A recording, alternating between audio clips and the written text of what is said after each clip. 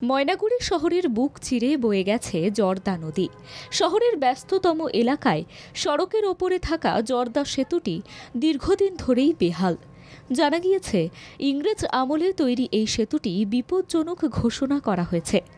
সেজন্য জাতীয় সড়ক কর্তৃপক্ষ জর্দা সেতুর দুদিকে দুর্বল সেতু লেখা বোর্ড লাগিয়ে যান চলাচল নিষিদ্ধ করেছে।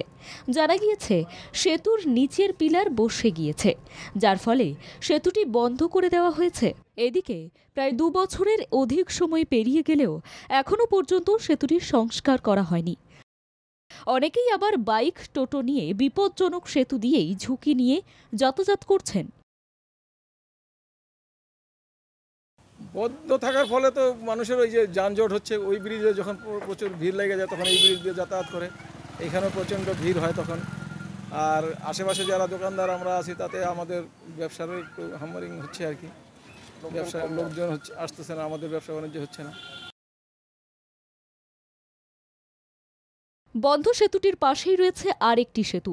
বর্তমানে সেই সেতু দিয়ে চলছে যানবাহন, কিন্তু একটি সেতু দিয়ে যান চলাচলের ফলে একদিকে যেমন সেই সেতুর ওপরে চাপ পড়ছে, যদিও নতুন সেতু তৈরি হবে নাকি পুরনো সেতুটিকেই মেরামত করা হবে এবং কবে নাগাদ সেই কাজ শুরু হবে, এই সব প্রশ্নের উত্তর নিয়ে তৈরি হয়েছে ধোঁয়াশা।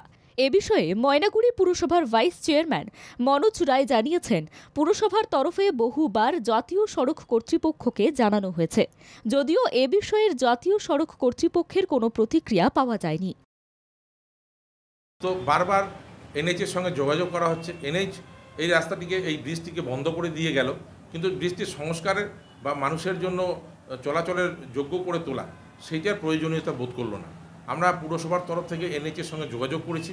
আমরা বারংবার দাবি করছি যে ময়নাগুড়ি বুক চিরে যে রাস্তাটি বিডিও অফিসের থেকে গেল, ধূপগুড়ির দিকে গেল, সেই রাস্তাটি যেহেতু এনএইচের, এখানে রাজ্য সরকারের কিছু করণীয় নেই, তাই এনএইচকে আমরা বারবার আবেদন করছি যে রাস্তাটার যাতে সম্প্রসারণ করা হয়।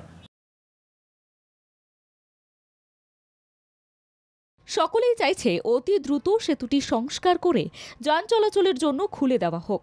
সেতুটি সংস্কার কবে হবে, কবে হুঁশ ফিরবে জাতীয় সড়ক কর্তৃপক্ষের, সেটাই এখন দেখার।